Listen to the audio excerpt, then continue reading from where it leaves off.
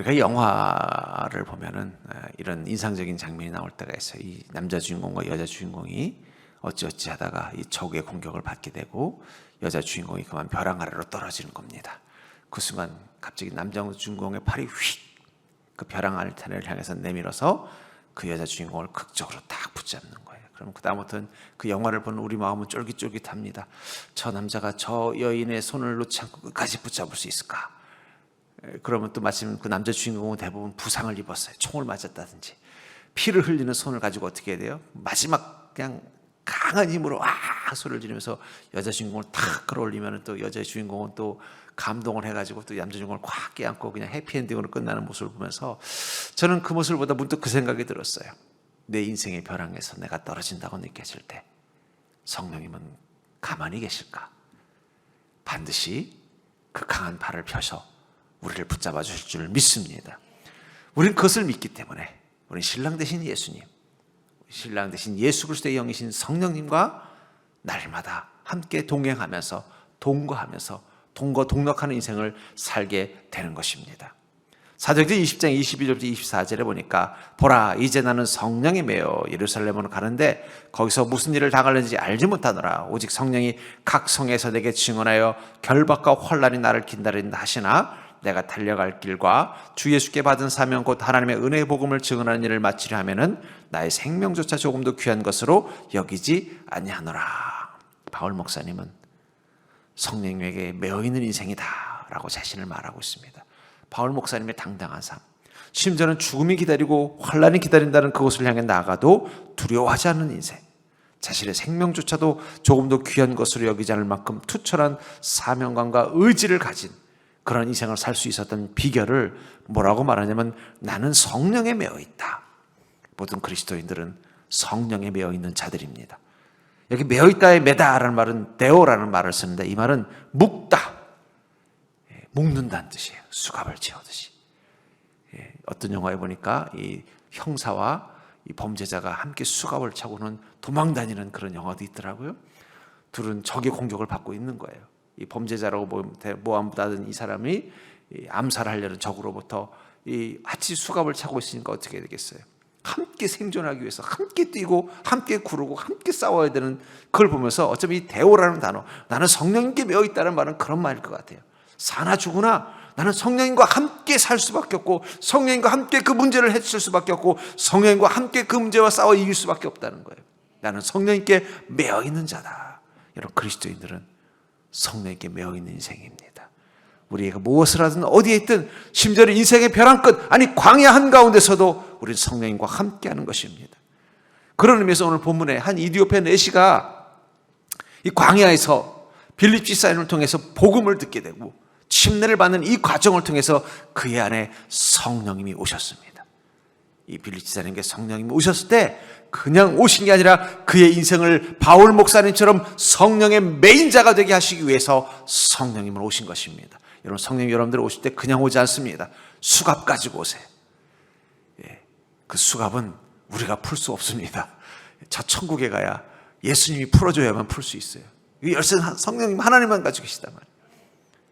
그러니까 성령님이 여러분들과 함께하는 순간 여러분들 인생을 향해 탁 묶고는 이제 너와 나는 둘이 아니다. 함께 가야 되는 인생이라고 선언하신다는 거예요. 그러면서 우리의 삶은 성령님께 매어서 성령님의 인도하심을 따라 성령님의 역사하심을 날마다 경험하며 사는 인생이 될 수밖에 없다는 것입니다. 우리가 사도행전을 통해서 보는 사실은 그거예요. 성령님께 매어있는 인생은 어떤 인생인가? 성령님께 매어있는 인생들은 어떤 삶을 사는가? 성령님께 매어있는 인생이 만들어내는 인생의 결과물은 무엇인가?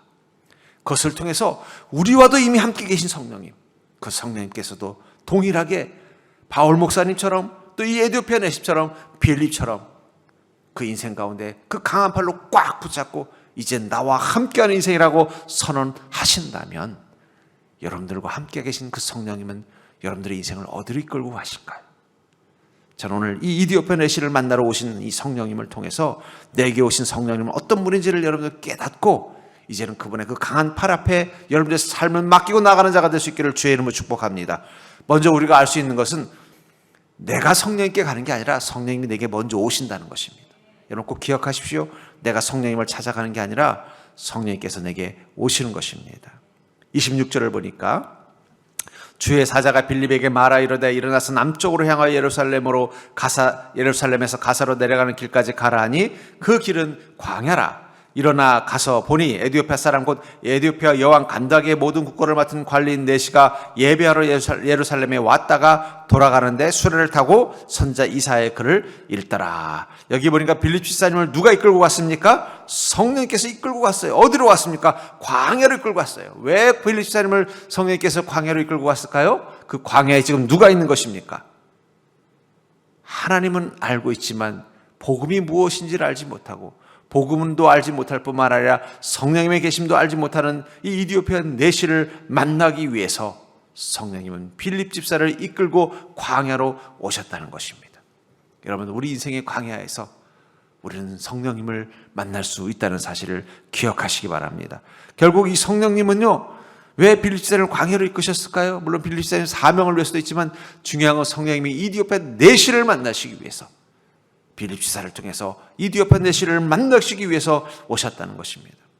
우리가 믿음을 가지고 살 때 우리 믿음에는 주님이 좋아하는 향기가 있습니다. 그것이 그리스도의 향기라고 말씀드렸어요. 우리가 믿음을 가지고 살 때, 우리가 믿음으로 사는 삶에서는요, 성령님을 부르짖는 소리가 그 믿음 속에 있다는 거예요. 제가 이렇게 등산을 가다 보면요, 이 산속에서 새소리가 들릴 때가 있어요. 막 꽉꽉꽉꽉 그러면요, 갑자기 저쪽에서 또 똑같이 꽉꽉꽉꽉 하는 소리가 들려요. 새 한 마리가 뭐예요? 엄마든 애인이든 찾는 소리를 내면은요, 그쪽에서 그 소리를 들은 엄마 새든 혹은 뭐 수컷이든 달려와서 나 여기 있어요 하고 달려오는 모습을 보면서, 어쩌면 우리가 믿음으로 살아갈 때, 인생의 광야길에서 믿음으로 살아갈 때, 하나님의 은혜를 구하는 믿음으로 살아갈 때 성령님은 침묵하지 아니하시고 우리를 향해 달려오신다는 거예요. 왜 빌립 집사님은 대동에서 성령님이 이디오피아 내시에게 달려오셨는가? 바로 이 광야에서 이디오피아 내시는 하나님을 알고자 하는 갈급함 가지고 주님을 찾고 있었다는 거예요. 이사야서를 읽으면서 도대체 이 이사야에서 말하는 그분은 누구인가? 그분은 어떤 분인가? 나 정말 하나님 알고 싶습니다. 그 갈급함 가지고 있을 때 그 갈급함의 소리가 성령님의 귀에 들렸고, 성령님은 이 빌립 집사님을 대동해서 그를 만나기 위해 왔다는 것입니다.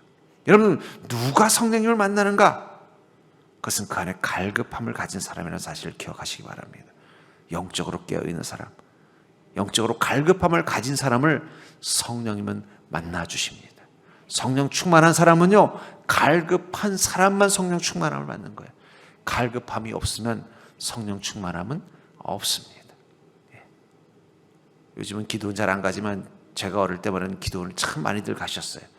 그럼 기도원 갈 때 보면요, 막 교회에서 단체로 갈 때도 많이 있었습니다. 버스를 대절해서 갈 때 이렇게 교회, 저도 이제 아직 어리니까 이렇게 버스에 타고 가시는 우리 집사님, 권사님들 이렇게 보면요, 두 부류가 계세요. 너무너무 갈급해서 이 기도원에라도 가서 성령 좀 만나서 내 인생의 아픔을 이야기하고 하나님의 응답을 반드시 듣고 가고 싶은 그런 집사님이 계신가 하면은 오랜만에 바람 쐬러 간다는 마음으로 가는 집사님도 있어요. 그 두 분이 기도원 가시면 어떤 분이 성령님 만날까요? 바람 쐬러 가신 분은 꽃바람만 쐬도 오시지만, 성령님에 대한 갈급함 가진 사람은 성령 바람을 경험하고 온다는 거예요. 갈급함이 중요합니다. 이 교회 문을 열고 들어오는 분들의 모습을 보면요, 두 가지 모습이 있어요. 정말 갈급함, 성령님 저 좀 만나 주십시오. 제 인생 가운데 주님 함께 해 주시옵소서. 저의 인생은 지금 광야입니다. 내 마음이 광야요, 내 삶이 광야요, 내 인생 자체가 광야입니다. 이곳에서 주님을 찾습니다. 이 부르짖는, 마치 그 숲속에서 물 부짖는 아기 새 소리처럼 부르짖는 이 음성 듣고 하나님 달려와 주시옵소서. 이 갈급한 감을 가진 분들은 이 자리에서 반드시 성령님의 음성을 듣게 되어져 있다는 거예요. 근데 그냥 종교 생활이 문화 생활이 돼버리고, 그냥 신앙이 습관이 돼버리고, 그냥 교회 와서 앉아 있는 게 내 삶에 그래도 좋은 활력이 되고, 이런 목적이면요, 성령님은 오시지 않는다는 것입니다. 요한복음 4장 14절부터 15절에 보면 예수님께서 이 수가성 여인을 만났을 때 이렇게 말씀하시죠. 내가 주는 물을 마시는 자는 영원히 목마르지 않으리니 내가 주는 물은 그 속에서 영생하도록 솟아나는 샘물이 되리라. 여자가 이르되 주여 그런 물을 내게 주사 목마르지도 않고 또 여기 물 기르러 오지도 않게 하옵소서. 저는 이 장면을 보면서 생각이 듭니다. 이 예수님께서는 왜 이 야곱의 우물가에 앉아서 물을 마시려고 기다리고 있었을까요? 어차피 아무도 없으면 물도 못 마시는데 차라리 제자들하고 같이 마을로 들어가시든지. 예수님이 기다리고 계셨던 것입니다. 이 여인을 기다리고 계셨다는 거예요. 이 여인은 목마른 여인입니다. 이 여인은 주님의 은혜를 사모하는 여인입니다. 주님을 만나고 싶어하는 갈급함을 가진 여인이라는 거예요. 여러분, 성령의 충만과 은혜를 경험하는 모든 사람들의 공통점은 그들의 영혼 가운데 갈급함이 있다는 거예요. 그들의 마음 가운데, 그들의 인생 가운데 광야가 있다는 거예요. 하나님의 은혜의 단비가 내리지 않으면 살 수 없는 광야가 있다는 것입니다. 여러분, 그렇기 때문에 우리가 광야가 있다는 것에 대해서 너무 낙심하지 마시기 바랍니다. 그 광야의 마음을 가지고 주님을 만나러 가시면 되는 거예요. 주님은 그 마음을 가진 자를 찾으시고, 그 마음을 가진 자를 기다리시고, 그 마음을 가진 자를 향하여 오신다는 거예요. 우리가 성령님을 만나러 가는 게 아닙니다. 성령님 우리를 만나러 오시는 것입니다. 우리가 갈급함의 믿음을 가지고 무릎 꿇으면요, 마치 아기 새가 풀숲 속에서 꾹꾹꾹꾹 소리 지르는 것과 똑같다는 거예요. 그럼 그 소리를 듣고 저 하늘에서 어미새가 어떻게 해요? 똑같이 화답하면서 황급하게 내려오는 것처럼 성령님은 우리를 향하여 달려오신다는 것입니다. 그렇기 때문에 여러분들, 우리도 우리 안에 목마름을 확인하셔야 돼요. 내 영혼의 목마름. 여러분들은 이제 영혼이 하나도 목마르지 않다면, 물론 모든 게 다 그냥 내 영적으로 살아있고 뭐 완벽하다 모르겠지만, 그러나 내가 정말 주님 안에서 뭔가 지치고 힘들고 내 삶이 고단하다면요, 단순히 그것을 육적인 문제로만 이해하지 않으시길 바랍니다. 우리 영혼의 목마름이 있다는 거예요. 영혼의 갈증이 있다는 거예요. 주님의 은혜가 채우지 않으면 살 수 없는 인생의 그 빈 결핍이 있다는 거예요. 그것을 가지고 주님 앞에 무릎 꿇는 자만이 주님을 만날 수 있습니다. 전 여러분들이 그 갈급함부터 먼저 회복하면 좋겠어요. 여러분, 밥을 먹으려면 어떻게 돼요? 배가 고파야 되는 거예요. 밥을 먹으려면 배가 고파야죠. 근데 우리가 자꾸 세상 걸로만 배를 채우다 보니까 헛배가 불러가지고 주님을 만나도 갈급함이 없는 거예요. 근데 여러분, 세상 헛배 불러봤자 그건 좀 지나면 다 아무 의미 없는 거예요. 주님께 갈급함 가지고, 주님의 은혜로 채워져야만 되는 그 갈급함 가지고 주님께 나오는 자, 그 믿음 가지고 주님 앞에 서는 자가 되기를 주의 이름으로 축복합니다. 두 번째로 우리에게 오시는 성령님은 어떤 분인가? 바로 진리를 깨닫게 해주시는 성령님이라는 거예요. 우리에게 함께 계시는 그 성령님은 진리를 깨닫게 해주는 성령님이라고 말하고 있습니다. 본문의 29절과 31절을 보면은, 성령이 빌립더러 이르시되 이 수레로 가까이 나아가라 하거늘 빌립이 달려가서 선자 이사야 글을 읽는 것을 듣고 말하되 읽는 것을 깨닫느냐? 대답하되 지도해 주는 사람이 없으니 어찌 깨달을 수 있느냐 하고 빌립을 청하여 수레에 올라가 같이 앉으라 하시니라. 빌립이 가까이 갔더니 이 수레에 있는 이 내시가 이사야서를 계속 읽으면서 막 머리를 갸우뚱하면서 괴로워하고 있는 거예요. 그랬더니 빌립 집사님을 묻는 것입니다. 왜 무슨 말인지 잘 이해가 안 됩니까? 그랬더니 이게 무슨 뜻인지 설명해 주는 사람이 없어서 내가 이해가 안 됩니다 하면서, 당신 보니까 유대인인 것 같은데, 랍비인 것 같은데 와서 좀 이 성경 좀 설명해 주십시오. 그 순간 성령님께서 빌립 집사님에게 지혜를 줘서 그 이사야서를 깨닫도록 도와주고, 그것을 통해서 이 내시가 이 말씀을, 복음을 받아들이게 되는 것입니다. 이 진리라는 말, 진리라는 게 뭘까요? 그건 진짜 이치, 진짜 내 삶을 살아가는 원리와 이치를 진리라고 말할 수 있을 거예요. 요한복음 8장 32절에 보니까 진리를 알지니 진리가 너희를 자유롭게 하리라. 주님께서 뭐라고 말씀하셨어요? 우린 진리를 알아야 됩니다. 왜냐하면 그 진리, 진짜 이치, 인생을 살아가는 진짜 이치라. 여러분, 가짜 이치가 있고 진짜 이치가 있어요. 세상에 수많은 진리가 있는 것 같지만 그 다 진짜가 아니에요. 세상 사는 데는 뭔가 좀 도움이 될 것처럼 보이지만 정말 우리를 영생과 구원과 천국으로 인도할 수 있는 진짜 이치가 아니라는 거예요. 그거 따라가다 보면 길 잃어버리게 되어 있습니다. 진리를 따라가야 돼, 진리를. 그 주님께서 뭐라고 하냐? 진리를 알아야 된다. 그 진리가 너희를 자유롭게 한다. 어쩌면 세상의 죄라는 것은요, 진리가 부족하고 진리를 잘못 알기 때문에 일어난 모든 문제들이에요. 세상의 지금 모든 문제는요, 참된 진리가 무엇인지를 모르기 때문에, 우리말에 그런 말이 있어요. 무식한 사람이 용감하다. 세상 사람들이 왜 목소리가 커지느냐?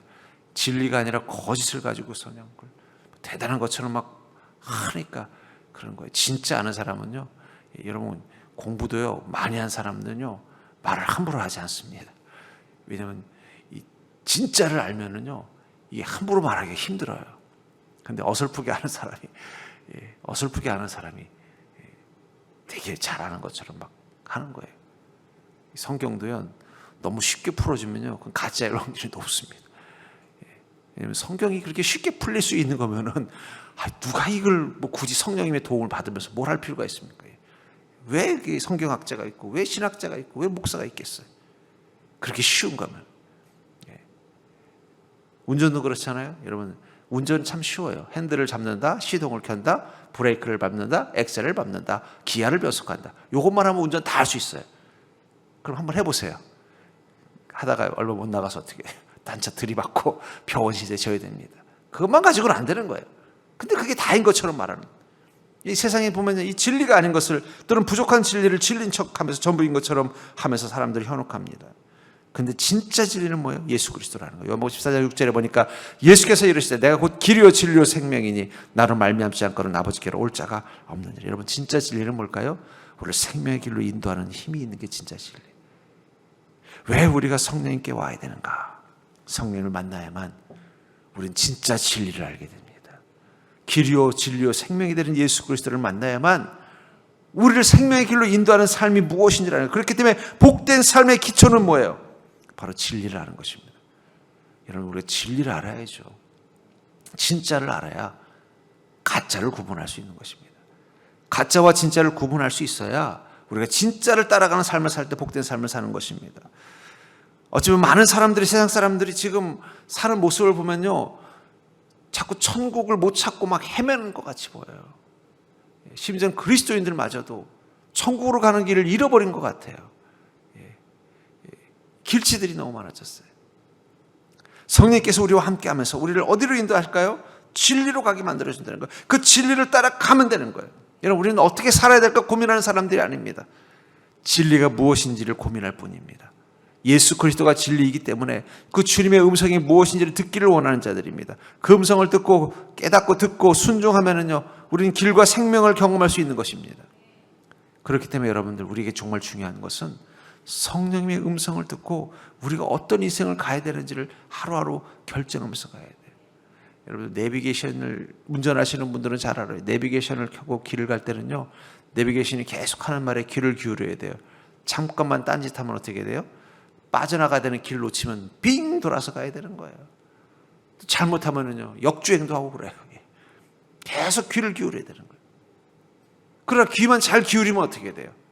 목적지에 정확하게 도착할 수 있는 것처럼 성령님께서 내 인생 가운데 내비게이션이 되셔서 날마다 내 삶 가운데 말씀하여 주시는 것에 귀를 기울이고 거기 순종해서 가면요, 우리는 반드시 주님의 약속과 축복을 경험하는 인생이 될 줄 믿습니다. 왜 우리 그리스도인들이 축복의 길을 가다가 그 길을 놓치느냐? 왜 잘못된 데로 가느냐? 그 음성을 놓칠 때, 그 음성이 아니라 다른 음성의 마음을 빼앗길 때, 그때가 위험한 거예요. 그렇기 때문에 여러분들, 우리는 날마다 성령님께서 내게 말씀하여 주시기를 요청하십시오. 결국은 이 이디오피아 내시는 지금 처음으로 빌립 지사님을 통해서 그 마음에 성령의 음성을 듣게 된 것입니다. 이 말씀이 깨달아지는 성령의 음성을 듣고 진리의 삶이 무엇인지를 깨닫게 됐을 것입니다. 그 다음부터 어떻게 됐을까요?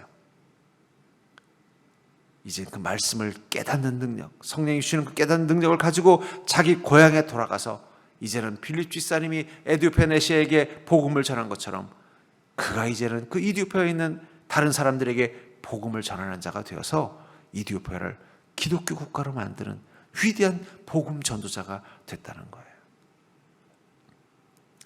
저는 그러면서 여러분들, 성령님께서 여러분들 가운데 함께 하실 때 제일 여러분 성령님과 함께 동행하면서 성령께 간절히 요청해야 되는 게 뭐냐면, 주님, 제가 성령님을 통해서 진리를 따라가는 길이 무엇인지를 날마다 알려주시옵소서. 여러분, 우리는 이거 어떻게 살아야 되지 고민할 필요 없다고요. 우리는 그냥 주님의 음성이 무엇인지만 구분하고 그 음성을 따라 하루하루 순종하면서 나가겠다고 생각만 하면 되는 거예요. 그리고 그 길을 따라 가면 어떻게 돼요? 정신 차려보면은 하나님의 약속하신 축복의 길을 가고 있는 자신을 발견하게 된다는 것입니다. 전 여러분들이 그 믿음으로 하루하루 살아가는 자가 되기를 주의 이름으로 축복합니다. 세 번째로, 우리에게 오신 성령님은 어떤 분인가? 우리를 복된 삶을 결단케 하시는다는 거예요. 성령님은요, 우리가 복된 삶을 살도록 결단케 하시는 하나님이시라는 사실을 기억하시기 바랍니다. 36절부터 38절에 보니까 길을 가다가 물이 있는 곳에 이르러 그 내시가 말하되 보라 물이 있으니 내가 침례 받으면 무슨 거리낌이 있느냐. 이에 명하여 수레를 멈추고 빌립과 내시가 둘 다 물에 내려가 빌립이 침례를 베풀고.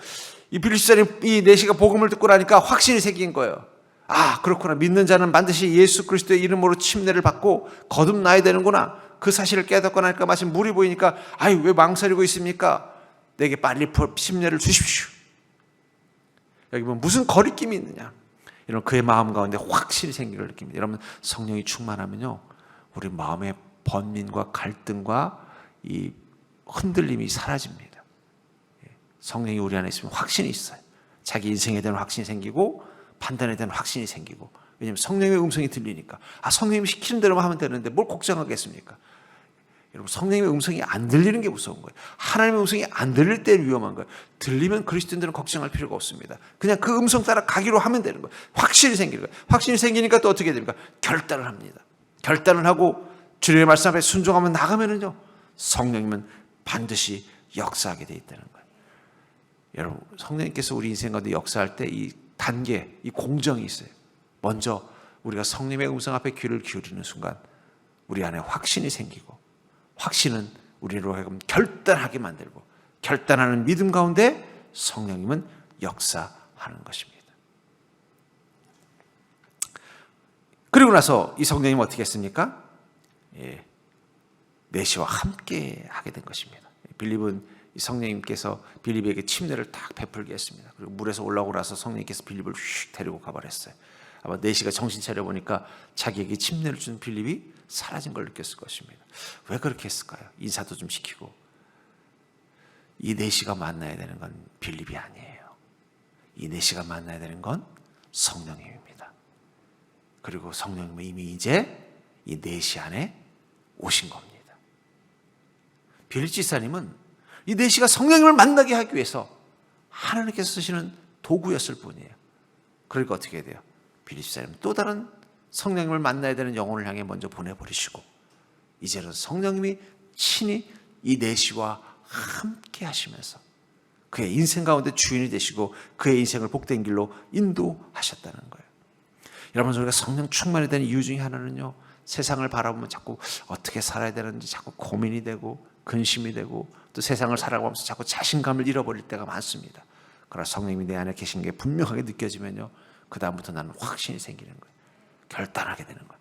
성령님이 나와 함께 계신다면 무엇이 두려울까? 성령님이 내 인생을 인도하신다면 무엇이 두려울까? 확신이 생기니까 어떻게 돼요? 그대로 순종하고 나가면은요 순종하는 순간 역사가 일어나는 거예요. 저는 그런 의미에서 우리가 전도한다는 게 뭘까요?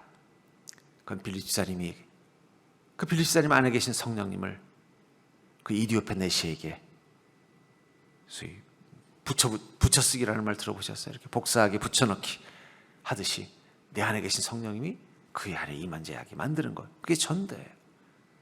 여러분들 안에 계신 그 성령님이 여러분 옆에 있는 사람들 속에 들어가시기만 하면요 내 인생을 바꿔주신 것처럼 그들의 인생도 바꿔주시는 것입니다. 여러분들 왜 가정의 복음을 전해야 되는가? 내 안에 계신 성령님이 내게 복을 주신다면 역사하신다면 우리 가족들에게도 성령님이 함께 계신다면 걱정할 필요가 없어요. 왜냐하면 그의 인생 가운데서 주인 되신 하나님이 나를 지키듯이 지켜주지 않겠냐는 것입니다. 내게 약속하시지 그들의 인생 가운데도 약속하시지 않겠냐는 거예요. 전 그래서 여러분들 우리에게 지금 필요한 것은 다시 한번 성령의 충만함을 통해서 내 마음의 확신을 가지고 내 삶에 대한 분명한 목적과 목표를 가지고 살아가는 인생이 되는 것입니다. 그렇기 때문에 성경에 나오는 위인들은요 모두가 다 보면은요 자신감이 넘쳐 보여요. 그렇죠? 여러분 성령계에 보십시오. 온전히 예수 믿는 사람들은 다 자신감이 넘쳐. 특별히 사도행전에 나오는 이 그리스도인들을 보십시오. 이 빌립 사람부터 시작해서 사도들부터 해서 하나같이 다 자신감들이 넘쳐요. 그 자신감은 어디서부터 오는 거예요? 내 안에 계신 성령님. 그분이 주시는 그 확신을 가지고 사는 것입니다. 여러분 그리스도인들은요 무엇을 가지고 자기 인생을 살아가는가? 자신감이 아니에요. 절대로 그리스도인은 자신감이 아니라 주신감이다. 내 안에 성령님이 계시기 때문에 두려움이 없는 거예요. 내 안에 성령님이 계시기 때문에 확신을 갖는 것입니다. 내 안에 계신 성령님을 힘입어 나아가는 것입니다. 그래서 다윗은 뭐라고 말했어요? 너는 칼과 창과 단창으로 내게 나오거니와 나는 만군의 여호와의 이름으로 너에게 나가노라. 이런 그게 확신이에요. 내 안에 성령님이 함께 계시는데 내가 실패하면 성령님도 함께 실패하는 것입니다. 내가 망하면 성령님도 함께 망하는 것입니다. 내게 어려움이 생기면 성령님도 함께 어려워하시는 겁니다. 베드로가 탄 배가 침몰하면 그 배에서 주무시는 예수님도 같이 물속에 들어가는 거예요. 뭐 걱정입니까? 함께 있는데. 우리 그런 좀 확신을 좀 회복하십시오. 우린 자신감이 아니에요. 주신감이에요. 내 안에 성령님 계신다면 나는 두려움이 없다. 고린도후서 3장 4절에 보니까 우리가 그리스도로 말미암아 하나님을 향하여 이 같은 확신이 있으니, 우리 예수 그리스도를 믿는 사람들은요, 이 같은 확신이 있다. 예수를 믿는 순간 우린 인생에 대한 확신, 하나님과 우리 나의 관계에 대한 확신, 그 확신이 생긴다는 거예요. 그 확신을 가지고 살면은요 어떻게 됩니까? 그 확신이 만들어내는 결과물이 있다는 거예요. 로마서 4장 20절부터 21절에 보니까 믿음이 없어 하나님의 약속을 의심하지 않고 믿음으로 견고해져서 하나님께 영광을 돌리며 약속하신 것을 또한 능히 이루실 줄 확신하였으니. 여러분, 우리 안에 믿음, 성령님 우리 안에 계시고 내 믿음이 확신을 가지고 견고해지면요 약속하신 것을 또한 능히 이루실 줄 아는 확신이 있다는 거예요. 여러분들 성령에 충만한 사람들은요 하나님이 약속하신 것을 또한 능히 이루실 줄 아는 확신이 있기 때문에 그 확신을 가지고 사는 자들입니다. 여러분들 향하여 향하신 하나님의 약속, 그것들이 반드시 이루어질 줄 아는 확신을 가지고 산다면요 뭐가 두렵겠습니까? 저는 하나님께서 이렇게 어떤 중요한 일들이 있을 때마다 환상을 주셔요. 꿈을 통해서든지 내 마음속에 어떤 음성을 주십니다. 그러면 이건 성령님께서 주신 음성인데, 이건 하나님께서 내게 보이신 환상인데, 그럼 그 다음부터 저의 고민은 뭐냐면 이 꿈과 이 환상이 무엇을 의미하는가, 그걸 해석하고자 하는 마음. 이디오페 내시가 이 이사야서를 해석하고자 애를 썼던 것처럼 그 마음만 가지고 집중을 해요.